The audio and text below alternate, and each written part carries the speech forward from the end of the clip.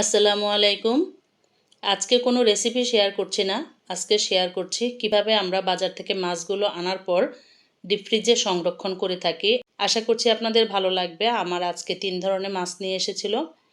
এটা হচ্ছে প্রতি শুক্রবার আমার হাসব্যান্ড বাসায় থাকলে যে বাজার নিয়ে আসে সেই মাছগুলো আজকে আমি আপনাদের সাথে ধুয়ে তারপর শেয়ার করব। এটা হচ্ছে গ্লাস কাপ, আর এনেছে কাতলা মাছ, আর এনেছে পাবদা। তো ৩ ধরনের মাছ নিয়ে এসেছে। এই সপ্তাহটা আমার পুরো চলে যাবে। আর যেগুলো খেতে পারবো না সেগুলো দীর্ঘ সময় ফ্রিজে থেকে যাবে। আবার নেক্সট শুক্রবারে আমাদের বাজার করা হবে। তো গ্লাস কাপ মাছগুলো আমি কি করেছি, প্রথমে ধুয়ে নিয়েছি। তারপর দেখতেই পেয়েছেন ভিনেগার দিয়ে আমি 10 মিনিটের মতো ভিজিয়ে রেখেছিলাম। আপনাদের হাতে সময় থাকলে আরও বেশি সময়ের জন্য ভিজিয়ে রাখতে পারেন। তো দেখতেই পেয়েছেন মাছগুলো আমার ধোয়া শেষ।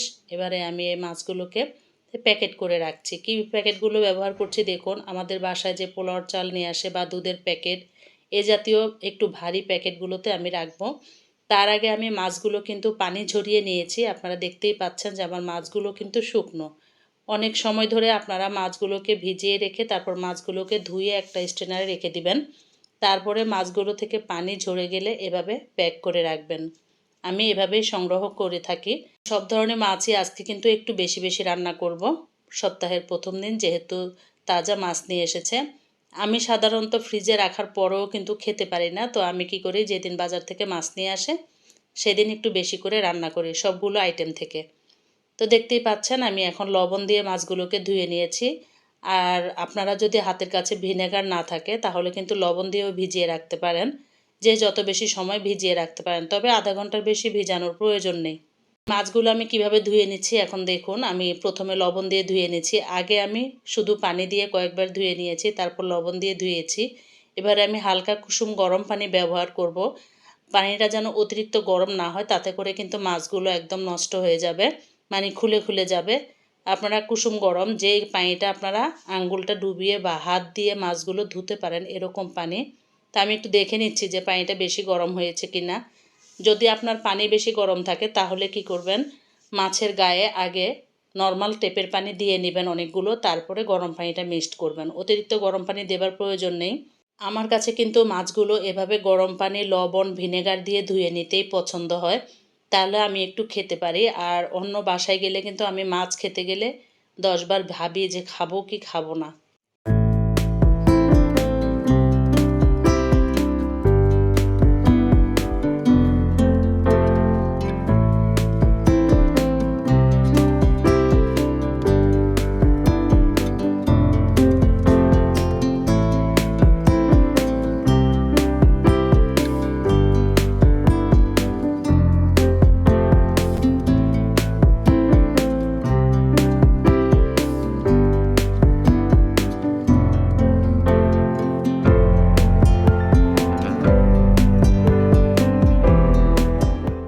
এখন আমি পাবদা মাছগুলো ধুয়ে নিব। পাবদা মাছগুলো কিন্তু অনেক পিচ্ছিল থাকে, আপনারা জানেন। প্রথমে আমি টেপের পানি দিয়ে খুব ভালো করে ধুয়ে নিব। এদিকে আমি কিন্তু চুলায় গরম পানি বসিয়ে রেখেছি। আমার ইন্ডাকশনে গরম পানি সবসময় রাখি আমি রান্না করার কাজে আসলে। তো গরম পানি দিয়ে আমি কিন্তু এখন মাছগুলোকে ধুয়ে নিচ্ছি। তাতেও কিন্তু পিচ্ছিল ভাব যাবে না, আরও কয়েকবার আমি গরম পানি দিয়ে ধুবো। পাবদা মাছটা আমাকে 2 থেকে 3 বার মিনিমাম গরম পানি দিয়ে ধুইতে হয়। মাছগুলো আমার বাজার থেকে কেটে নিয়ে এসেছিলো, সেগুলোর মাথার ভিতরে একটু ময়লা থাকে বা পেটের ভিতরে, এগুলো একটু চেক করে আমি ভালো করে পরিষ্কার করে নিচ্ছি। আর কি বলবো, প্রতিটা মাছে কিন্তু ডিম হয়েছে। এই ডিমগুলো সহ আমি রান্না করব না, কারণ মাছের ডিমও আমি খেতে পছন্দ করি না। তা আমি ডিমগুলো আলাদা করে রাখছি। আমার এই চ্যানেলে কিন্তু সব ধরনের রেসিপি শেয়ার করা হয়। বেশ কিছুদিন যাবৎ আমার কাছে কিছু কমেন্ট এসেছিল। আমি সেই কমেন্টের উত্তরগুলো দিতে গিয়ে আমি সব আপুদের চয়েস অনুযায়ী ভিডিওগুলো দিচ্ছি। আশা করি আপনাদেরও ভালো লাগবে। তো যদি ভালো লেগে থাকে তাহলে অবশ্যই আমাকে একটি কমেন্ট করবেন। আর আমার ভিডিওতে একটি লাইক দিয়ে চ্যানেলটিকে সাবস্ক্রাইব করে পাশে থাকা বেল অপশনটি প্রেস করে দিবেন। এতে করে আপনাদের তেমন ক্ষতি হবে না, তবে আমাদের একটু উপকার হবে। আমার ভিডিওটি অনেক আপু ভাইয়াদের কাছে পৌঁছে যাবে। আমি কিভাবে আমার মাছগুলো পরিষ্কার করি, কিভাবে আমি আমার কিচেনের কাজগুলোকে করে নেই, সেই নিয়মগুলো আপনারা আসলে দেখতে পারবেন এবং জানতে পারবেন যাদের জানা থাকে না। এবারে দেখতে পেয়েছেন মাছগুলো কিন্তু আমি পরিষ্কার করে নেবার পর লবণ দিয়ে ধুয়ে নিচ্ছি, আর আমি কিন্তু কল ছেড়েই রেখেছি। এরপরও কেন জানি মাছের থেকে পিচ্ছিল ভাবটা যায় না, আমি আরও গরম পানি দিয়ে মাছগুলো ধুয়ে নিব। আমি কিন্তু আবারও লবণ দিয়ে দিয়েছি, দেখতেই পাচ্ছেন। আর এটা একটা স্ট্রেনার স্টিলের, এটার হাতলটা ভেঙে গিয়েছে, তো এটা আমি মাছ ধোয়ার কাজেই লাগাই। এভাবে একটু ঘষা দিলে মাছগুলো পরিষ্কার হয়ে যায়। স্টিলের যে স্ট্রেনারগুলো সেগুলো একটু ধারালো থাকে, আপনারা জানেন তো। এই ধরনের স্ট্রেনারে এরকম মাছগুলো ঘষে ঘষে কষলে কষলে ধুলে কিন্তু মাছগুলো পরিষ্কার হয়ে যায়। আর এখন দেখতে পেয়েছেন আবারও আমি কিন্তু গরম পানি দিয়েছি। মাছের নিচে কিন্তু ঠান্ডা পানি ছিল, সরাসরি গরম পানি কখনোই মাছে দিবেন না, তবে কুসুম গরম পানি দিতে পারবেন। মাছগুলো সাদা হয়ে গিয়েছে, চাইলে আপনারা কিন্তু আরও ঘষে মেজে এটাকে পরিষ্কার করতে পারবেন। মাছের নিয়ম কি জানেন তো, যত ধুবেন ততই কিন্তু ময়লা পানি বের হয়। যতক্ষণ পর্যন্ত মাছের সাদা পানি না বের হবে, পরিষ্কার পানি না বের হবে, ততক্ষণ পর্যন্ত আমি কিন্তু মাছগুলোকে এভাবে ধুতেই থাকব। এর আগের ভিডিওতে আমি কিন্তু সবজি প্রসেসিংগুলো আপনাদের দেখিয়ে দিয়েছি। আর এখন আমি সবার কমেন্টের উত্তর অনুযায়ী মাছগুলোকে এভাবে ধুয়ে নিচ্ছি, সেগুলো শেয়ার করছি। এই পাবদা মাছগুলো আজকে রান্না করব। আজকে একটা রেসিপির কমেন্ট এসেছিল, সর্ষে পাবদা, তো এই রেসিপিটা শেয়ার করব, সেজন্য ভিডিওতে দাঁড়িয়ে যাব একটু পরেই।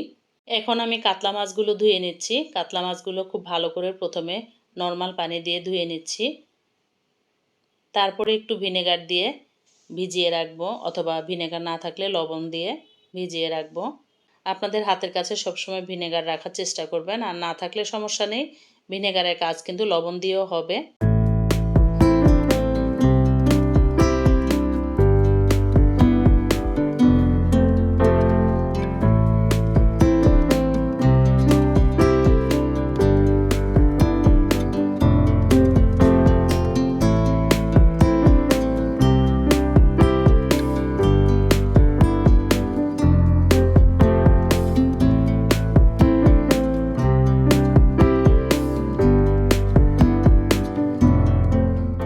কিছুক্ষণ সময় ভিজিয়ে রেখেছি, দেখতেই পেয়েছেন। এবার দেখেন মাছের থেকে কিন্তু সাদা পানি বেরোচ্ছে। তো এই মাছগুলো একটু দেখব মাছের কোনো আঁশটে আছে কিনা লেগে, সেগুলো থাকলে পরিষ্কার করে নিব।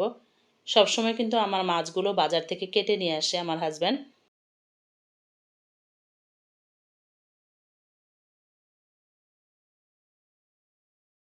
সব মাছগুলো ধোয়া হয়ে গিয়েছে, এগুলো আমি এখন প্যাকেট করে রাখবো। আমার বাসায় আমরা মেম্বার হচ্ছে 4 জন, 2 মেয়ে এবং আমরা হাজব্যান্ড ওয়াইফ। তো প্রতিটা মাছই কিন্তু আমি 7 পিস করে প্যাকেট করি। তার কারণ হচ্ছে আমরা দুপুরে মা মেয়ে 3 জন থাকি, আর রাতে ওর বাবা সহ আমরা 4 জন। এভাবে 7 পিস করে মাছের প্যাকেটগুলো করি। আর প্রতিটা দুধের প্যাকেট এবং পোলাও চালের প্যাকেট কিন্তু আমি এই কাজে ব্যবহার করি। আমার কাছে কিন্তু জিপলক ব্যাগও থাকে, তো আমি যেহেতু এই প্যাকেটগুলো থাকে সেজন্য জিপলক ব্যাগটা আবার অপচয় করি না। আসলে অপচয় না করাই ভালো।